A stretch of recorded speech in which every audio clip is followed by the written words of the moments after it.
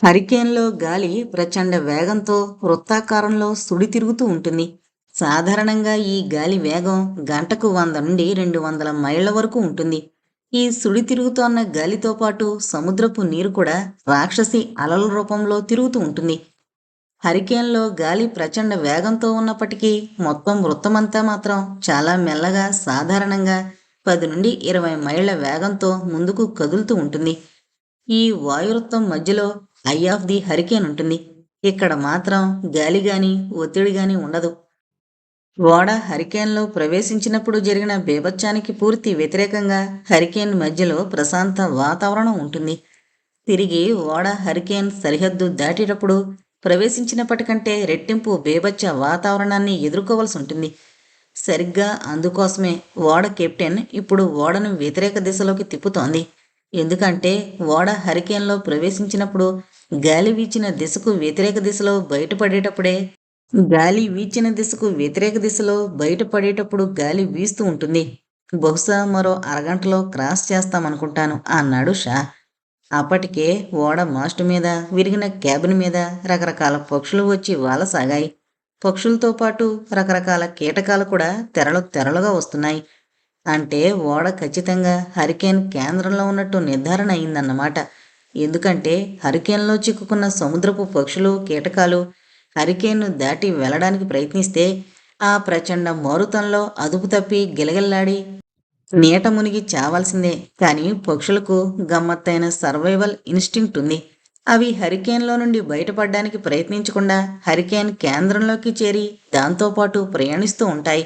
అలా ప్రయాణించి ప్రయాణించి హరికేన్ ఉధృతం తగ్గాక, దానిలోని గాలి వేగం తగ్గిపోయి పలచబడిపోయాక ఆ వృత్తంలో నుండి బయటపడతాయి. Mister Shah, do me A favour అడిగాడు ఓడ కెప్టెన్. షూర్ అన్నాడు షా. డెక్ హ్యాండ్స్ను ఆర్గనైజ్ చేయడంలో మీకన్నా అనుభవం ఉన్న వాళ్ళెవరూ లేరు ఈ ఓడ మీద. దయచేసి కిందకి వెళ్ళి నా క్రూని కాస్త డైరెక్ట్ చేస్తారా? హరికేన్ రెండో తాకిడి వచ్చేటప్పటికి హెల్మ్తో కుస్తీ పట్టడమే సరిపోతుంది నాకు. కింద డెక్ మీద పంపులు రన్ చేయించడం, అవసరమైతే పీ యాంకర్ ఏర్పాటు చేయడం మొదలైనవి మీరు చూడండి, ఓకే చెప్పాడు కెప్టెన్. ఆయ్ ఆయ్ కెప్టెన్ అన్నాడు షా చిరునవ్వుతో. కెప్టెన్ కృతజ్ఞతగా తల ఊపాడు. షా చకచకా కిందకి దిగొచ్చాడు. కిందున్న నావికుల్ని ఒక దగ్గరగా చేర్చి ఎమర్జెన్సీలో ఏం చెయ్యాలో క్లుప్తంగా ఇన్స్ట్రక్షన్స్ ఇచ్చాడు. నావికులంతా గబగబా ఎవరి పనుల్లో వాళ్ళు నిమగ్నమయ్యారు. స్పృహ తప్పిన డూప్లేకు 5 నిమిషాల్లో స్పృహొచ్చింది. తూలుతూ బలహీనంగా అడుగులేస్తూ షా దగ్గరకొచ్చాడు. దెయ్యాన్ని చూసి జడుసుకుని లంకణాలు పట్టిన వాళ్ళ అయిపోయిన డూప్లే వైపు క్షణం ఆశ్చర్యంగా చూశాడు షా. వాట్స్ హ్యాపెనింగ్ మ్యాన్, ఏం జరిగింది? ఓడ తుఫాన్లో చిక్కుకుందా అని తలకు తగిలిన దెబ్బ సలపడం మొదలు పెట్టడంతో my God, what a man అంటూ తల పట్టుకున్నాడు డూప్లే. హరికేన్ మధ్యలో ఉన్నాం మనం. మరికొద్దిసేపట్లో తిరిగి హరికేన్ వాతావరణంలో ప్రవేశిస్తాం. ఇంతకు ముందుకు 3 రెట్లు ఉధృతంగా ఉంటుంది ఈసారి. You better stay inside. నువ్వు లోపలికి వెళ్ళి నీ క్యాబిన్లో ఉండడం మంచిది చెప్పాడు షా. ఫిలిప్స్, సన్లీ ఎక్కడా అడిగాడు తడారిపోయిన గొంతుతో డూప్లే. అదే సమయానికి సన్లీ, ఫిలిప్స్లు కూడా డెక్ మీదకొచ్చారు. ఇద్దరూ తడిసిపోయిన బట్టలు విడిచేసి పొడి బట్టలు వేసుకునున్నారు. ఇక హరికేన్ గోల వదిలినట్లేనా అడిగాడు సన్లీ విలాసంగా సిగరెట్ పొగ వదులుతూ. జ్ఞానశూన్యత ఒక్కోసారి వరం లాంటిది. రాబోయే నిమిషాల్లో ఏం జరగబోతుందో తెలిగిపోవడం వీళ్ళ అదృష్టం అనుకున్నాడు షా మనసులోనే. ఎందుకంటే జరగబోయే బీభత్సాన్ని ఊహించుకుని ముందే కలవరపడవలసిన అవసరం వాళ్లకు లేదు. సన్లీ దగ్గర నుండి సిగరెట్ అడిగి తీసుకుని వెలిగించుకుని పొగ పీలుస్తూ క్లుప్తంగా హరికేన్ గురించి, దాని స్వభావం గురించి వాళ్లకు చెప్పాడు షా. వాళ్లతో మాట్లాడుతూ ఉండగానే వాతావరణంలో వస్తున్న మార్పు కూడా గమనించసాగాడు.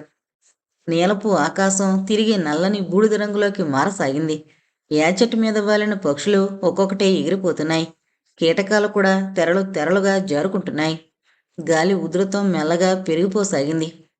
Please stay back in your cabins చెప్పాడు షా ఓ పక్క డెక్ హ్యాండ్స్ చేస్తూ అన్న పనిని గమనిస్తూనే.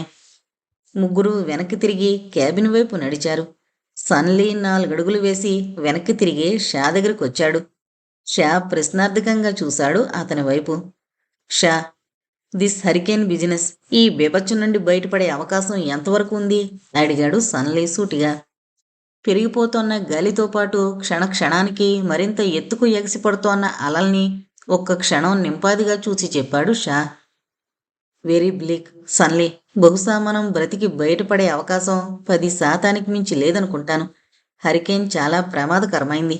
మన ఓడ పెంగ్విన్ లాంటి చిన్న పడవైతే మన సర్వైవల్ ఛాన్సెస్ 50-50 ఉండేవి.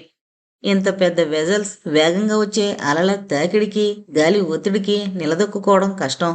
అందుకే లైఫ్ బోట్లను కూడా సిద్ధం చేస్తున్నాను. మీరు కూడా లైఫ్ జాకెట్స్ తొడుక్కుని ఉండడం మంచిది. క్షణం సన్లీ ముఖంలో విచారం లాంటి భావం కదిలింది. వాటేపిటి, ఇంత దూరం వచ్చాక అన్నాడు చిత్రంగా భుజాలు ఎగరేసి. అతను రూబీ ఐలాండ్ గురించి ఆ మాటలన్నాడని అర్థమైంది షాకు. ఎస్, టఫ్లక్ అన్నాడు షా. షాతో ఏకీభవిస్తున్నట్టు తల ఊపి మౌనంగా వెనక్కి తిరిగాడు సన్లీ. పెద్ద అల ఒకటి బళ్ళున డెక్క మీదకు దూకింది. దాని వెనకే చెవులు చిల్లులు పడే హోరుతో విపరీతమైన గాలి. The hurricane is here again అనుకున్నాడు షా మనసులోనే. హరికేన్ రెండవ పర్వం ఊహించిన దానికన్నా ఉధృతంగా ఉంది. నిజానికి అక్కడ జరుగుతోన్న బేభత్సాన్ని వర్ణించడానికి మాటలు చాలవు. ప్రచండ వేగంతో హరికేను గాలి వీస్తుంటే దాని ఒత్తిడికి విసురుకు సముద్రం పొంగి పొర్లుతోంది. పెద్ద పెద్ద రాక్షసి కెరటాలు ఒకదాని వెనక ఒకటి గాలితో పాటే కదులుతూ ఏదో రహస్య సంకేతాన్ని అనుసరించిపోతున్నట్లు ఒకే దిక్కుగా విరామం లేకుండా దూసుకొస్తున్నాయి. నొరగలు కక్కుతోన్న ఒక్కొక్క అల యాచెట్ హాల్ను తాకి టన్నుల కొద్దీ నీటిని డెక్క మీద కుమ్మరిస్తోంది. డెక్క మీద పంపులు ఎంత వేగంగా పనిచేస్తోన్నా నిరంతర వాహినిలా వచ్చి పడుతోన్న సముద్రపు నీరు డెక్కు కిందకు ఓడ హోల్డులోకి పోయి నిండిపోతోంది. ఒక్కొక్క అల తాకిడికి ఎవరిదో రాక్షస హస్తం పట్టి విసిరేసినట్లు ఓడ భయంకరంగా ఊగిపోతోంది.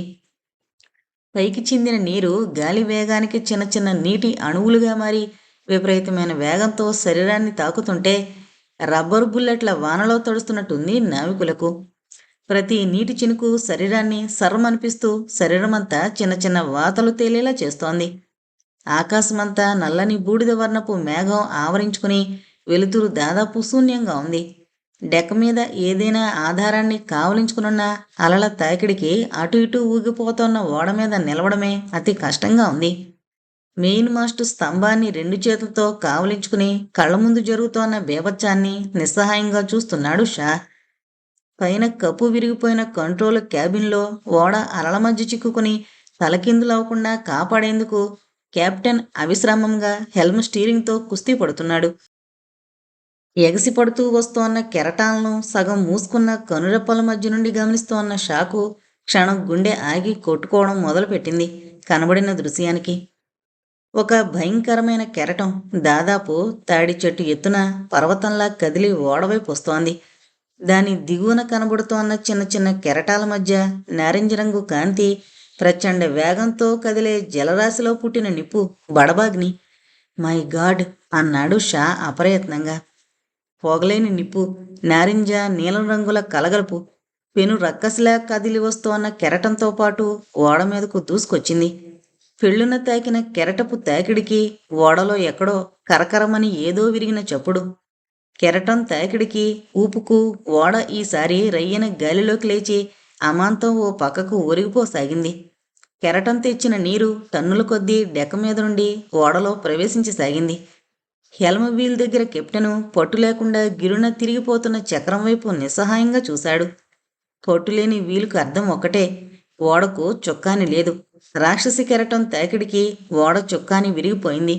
ఇక ఓడను ఆ భగవంతుడే రక్షించాలి. చొక్కాని లేని ఓడ ఈ భయంకర సముద్రంలో ఎందుకు పనికిరాదు. అలల తాకిడికి ఓడ ఎటు పడితే అటు కదులుతూ ఇష్టమొచ్చినట్లు తేలుతోంది. కెరటం తాకిడికి ఓ పక్కకి ఒరిగి కెరటం నీరు ఓడలో ప్రవేశిస్తోంది. ఇంత పెద్ద ఓడను చొక్కాని లేకుండా ఈ కల్లోల సముద్రంలో ఒక దారినుంచడం ఎవరి వల్ల కాదు. ఆ ఓడను నడపగల శక్తి ఇప్పుడు ఏ నావికుడికి లేదు. ఓడ కెప్టెన్ ఇప్పుడు తీసుకోవలసిన నిర్ణయం ఒకటే. ఓడ పూర్తిగా మునిగిపోకముందే ఓడను వదిలి ఎమర్జెన్సీ లైఫ్ బోట్లలో ప్రాణాలు రక్షించుకునే ప్రయత్నం చేయడమా, లేక ఓడలోనే ఉండి తిరిగి మరో అల తాకిడికి ఓడ సరైన స్థితికి చేరుతుందని ఆశించడమా? నిర్ణయం తీసుకోవడానికి 2-3 సెకన్ల కన్నా ఎక్కువ వ్యవధి పట్టలేదు కెప్టెన్కు. తూలుతూ జారుతూ అతి కష్టం మీద క్యాబిన్లో నుండి కిందకి దిగాడు. ఓ పక్కకు ఒదిగిపోయిన డెక్క మీదకు దూరం నుండి మరో రాక్షసి అల ఓడవైపు దూసుకొస్తోంది. దాదాపు 50 అడుగుల ఎత్తున్న ఆ అల పైభాగం విచ్చుకున్న తాచుపాము పడగల వెడల్పుగా వంపు తిరిగుంది. అల అంచుల్లో ఎలక్ట్రిక్ బ్లూ మంటలు. అనేక వందల టన్నుల బరువైన సముద్రపు నీరు ఘనీభవించి క్రోధంతో దూసుకొస్తున్నట్లుంది ఆ దృశ్యం. ఆ వందల టన్నుల బరువైన నీటికి మరికొన్ని వందల అశ్వశక్తి గల ఫోర్సు తోడై ఓడను తాకినప్పుడు ఓడ ముక్కలు ముక్కలైపోయినా ఆశ్చర్యపోనక్కర్లేదు. Come on everybody out, we're getting out, out, out, come on get ready! పిచ్చి పట్టినట్లు అరవసాగాడు కెప్టెన్. షా కూడా మెయిన్ మస్టును వదిలిపెట్టి జాగ్రత్తగా అడుగులు వేస్తూ ఆఫ్టర్ డెక్ వైపు ఉన్న లైఫ్ బోట్ల వైపు నడిచాడు. షా లైఫ్ బోటు దగ్గరికి చేరుకునేటప్పటికీ సన్లీ అక్కడ సిద్ధంగా ఉన్నాడు, ఫిలిప్స్ డూప్లెల్తో సహా. మరో సన్లీ అనుచరుడు కూడా ఉన్నాడు అతనితో పాటు. Come on mister Shah, let us get out అరిచాడు సన్లీ. వాళ్ళ నలుగురు అప్పటికే పసుపు రంగు లైఫ్ జాకెట్లు వేసుకునున్నారు. వాళ్ళ చేతుల్లో చిన్న చిన్న క్యాన్వాసు సంచులు కూడా ఉన్నాయి. సన్లీకి జవాబు చెప్పబోయేంతలో ఓడ గాలిలోకి లేస్తున్నట్లు అనిపించింది. కొలుకుల్లో నుండి ఓడపైన విస్ఫోటనం చెందే కెరటపు ప్రళయ స్వరూపం కనబడింది షాకు. వాచౌట్ అని అరుస్తూ యాచెట్ రైలింగ్ను 2 చేతులతో కావలించుకున్నాడు షా. మిగిలిన వాళ్లు కూడా ఇన్స్టింక్టివ్గా రైలింగ్ వైపు దూకారు. సరిగ్గా అదే సమయంలో చెవులు చిల్లులు పడే శబ్దం, వందలాది టన్నుల నీరు యాచెట్టు ఉక్కు చట్రాన్ని ఢీకొని సృష్టించిన ప్రళయ ఘోష, ఎక్కడో ఎవరిదో క్షణకాల ఆర్తనాదం. ఆ తర్వాత విశృంఖల వేగంతో శరీరంలోని ఊపిరిని ఒక్క తాకిడికి బయటికి నెట్టేస్తూ వచ్చిపడిన కెరటపు తాకిడి. నీరు నీరు, ఎటు చూసినా నీరే. శరీరం తేలిపోతున్నట్లు, అంతులేని వేగంతో దూసుకుపోతున్నట్లు, ఊపిరి ఆడనట్లు అనుభూతి. కళ్ళు గట్టిగా మూసుకుని ఊపిరి బిగబట్టి రైలింగ్ను మరింత గట్టిగా కావలించుకుని ఉండిపోయాడు షా. కళ్ళు తెరిచినా, చేతుల పట్టు సడలినా, ఊపిరి పీల్చినా ఇక ప్రాణాల మీద ఆశ వదులుకోవాలని అతనికి తెలుసు. 2 నిమిషాలకు కెరటం ఓడం దాటింది. కళ్ళు తెరిచిన షా కళ్ళు మరింత వెడల్పుగా తెరుచుకున్నాయి ఓడ పరిస్థితిని చూసి. డెక్కు పైభాగానికి కనబడే క్యాబిన్లు, అబ్జర్వేషన్ బ్రిడ్జి, మాస్టు పోలులు, యాంకర్ పోస్టులు అన్నీ పూర్తిగా తుడిచిపెట్టుకుపోయి డెక్కంతా సాఫీగా పూర్తి జలమయంగా కనబడుతోంది. ఇక ఆ యాచెట్ ఈ హరికేన్ నుండి బయటపడే అవకాశం లేదు. కెరటం తోపిడికి ఓ పక్కకు వాలిన ఓడ తిరిగి యథాస్థితికి చేరుకుంది. కానీ కెరటంతో పాటు సముద్రపు నీరు కొట్టుకుపోయిన క్యాబిన్లలో నుండి ప్రవాహంగా ఓడ మధ్య భాగంలోకి ప్రవహిస్తోంది. క్షణక్షణానికి ఓడ డెక్కు నీటి కిందకు జారడం గమనించాడు షా. అప్పుడే మరో విషయం కూడా గమనించాడు షా. అదే నిశ్శబ్దం, శ్మశాన నిశ్శబ్దం. అప్పటి వరకు ప్రచండ వేగంతో వీచిన గాలి, అల్లకల్లోలమైన సముద్రం ఎవరో మంత్రించినట్లు మాయమైపోయాయి. గాలి పూర్తిగా స్తంభించినట్లు సముద్రంలో కెరటాల ఉధృతం పూర్తిగా తగ్గిపోయింది. హరికేన్ ఓడం దాటి ముందుకెళ్ళిపోయింది. సన్లీ యాచెట్కు జలసమాధి ద్రోపరిచి హరికేన్ ముందుకు సాగిపోయింది. తల తిప్పి చుట్టూ చూశాడు షా. సన్లీ, డూప్లే, ఫిలిప్స్లు షాకు కొద్ది దూరంలో మునిగిపోతున్న ఓడ రైలింగ్ పట్టుకుని జీవచ్చవాల్లా వేలాడుతున్నారు. సన్లీ అనుచరుడి జాడలేదు. అతనే కాదు, ఇంకా అనేక మంది జాడ కనపడ్డం లేదు. ఓడ ఫోరుడెక్కు ఉండవలసిన ప్రాంతంలో కెప్టెన్తో పాటు 8 మంది నావికులు లైఫ్ బోట్లకున్న తాళ్లు కోసి ఎక్కడానికి సిద్ధపడుతున్నారు. వాళ్లల్లో జంబాను కూడా గుర్తించాడు షా. కమాన్, లెటస్ నాట్ వేస్ట్ టైం అన్నాడు షా. తనకు కొద్ది దూరంలో సముద్రంలో పెద్ద సైజు బోతులా తేలుతోన్న పసుపు ఎరుపు రంగుల లైఫ్ బోట్ను తాడుతో దగ్గరికి లాగుతూ చకచక నలుగురు లైఫ్ బోట్లో ఎక్కారు. ఫైబర్ గ్లాస్తో చేసిన చిన్న పడవది. కేవలం 4 ప్రయాణించడానికి మాత్రమే సరిపోతుంది. బోట్ అందుకుని క్లిప్పు చేసున్న ఓర్సు తీసి చకచక తెడ్డు వేసాగారు. కమాన్, త్వరగా ఇక్కడి నుండి దూరంగా పోకపోతే మునిగే ఓడతో పాటు మనము జలసమాధి అయిపోతాం అరిచాడు షా శక్తి కొలది తెడ్డు వేస్తూ. లైఫ్ బోట్లో ఉన్నా కూడానా అడిగాడు డూప్లే ఆశ్చర్యంగా.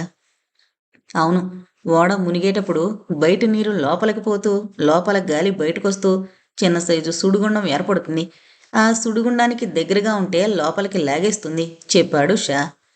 విషయం తెలియగానే మిగిలిన ముగ్గురు మరింత వేగంగా తెడ్లు వేయసాగారు. ఓడ నుండి దాదాపు ఓ ఫర్లాంగు దూరం వచ్చాక ఒక్కసారి తల తిప్పి వెనక్కి చూశాడు షా. చెట్టు చుక్కాని వైపు భాగం పూర్తిగా నీటిలో మునిగిపోయింది. బోవు వైపు ఎత్తిపట్టునట్లుగా గాలిలోకి లేచింది. బోవు అంచున నిశ్చలంగా నిలబడున్న మానవ ఆకారం, తెల్లని బట్టలు, లావు శరీరం. అతను చెట్టు కెప్టెన్ అని గుర్తించాడు షా. అప్పుడు గుర్తొచ్చింది తాము లైఫ్ బోట్ ఎక్కబోయే ముందు దృశ్యం. కెప్టెన్ కాక మరో 8 మంది నావికులున్నారు. 2 లైఫ్ బోట్లే ఉన్నాయి వాళ్ళ దగ్గర. బోట్లో 4 కన్నా ఎక్కువ మంది ఉపయోగించే అవకాశం లేదు. తన కింద పనిచేసే నావికులకు ప్రాణాలతో తప్పించుకునే అవకాశం కల్పించి తను మాత్రం మునిగిపోతున్న తన ఓడతో పాటు స్వచ్ఛందంగా ఆగిపోయాడు కెప్టెన్. వాట్ ది హెల్ అన్నాడు సన్లీ ఆశ్చర్యంగా, కోపంగా. ఓడను వదిలిపెట్టిరాని కెప్టెన్ను గుర్తించి తల అడ్డంగా ఊపాడు Shah. Great man, great captain. అసలైన నేవీ సాంప్రదాయాన్ని చివరి క్షణం వరకు పాటిస్తోన్న గొప్ప వ్యక్తి ఆ కెప్టెన్ అన్నాడు షా. కళ్ళ కొనల్లో నీరు చిమ్ముతుంటే దూరాన బుస్సుమన్న ధ్వని. మునుగుతోన్న ఓడ చుట్టూ చిన్న చిన్న అలలు. ఓడ వేగంగా సముద్రంలోకి దిగిపోతోంది. బో మీద నిలబడ్డ కెప్టెన్ చెయ్యి గాలిలోకి లేచింది. గుడ్ బై చెబుతున్నట్లుగా చెయ్యి ఊగింది. మరుక్షణం ఓడతో పాటు కెప్టెన్ కూడా సముద్ర గర్భంలో కలిసిపోయాడు. సోలాంగ్ కెప్టెన్, గొణిగాడు షా.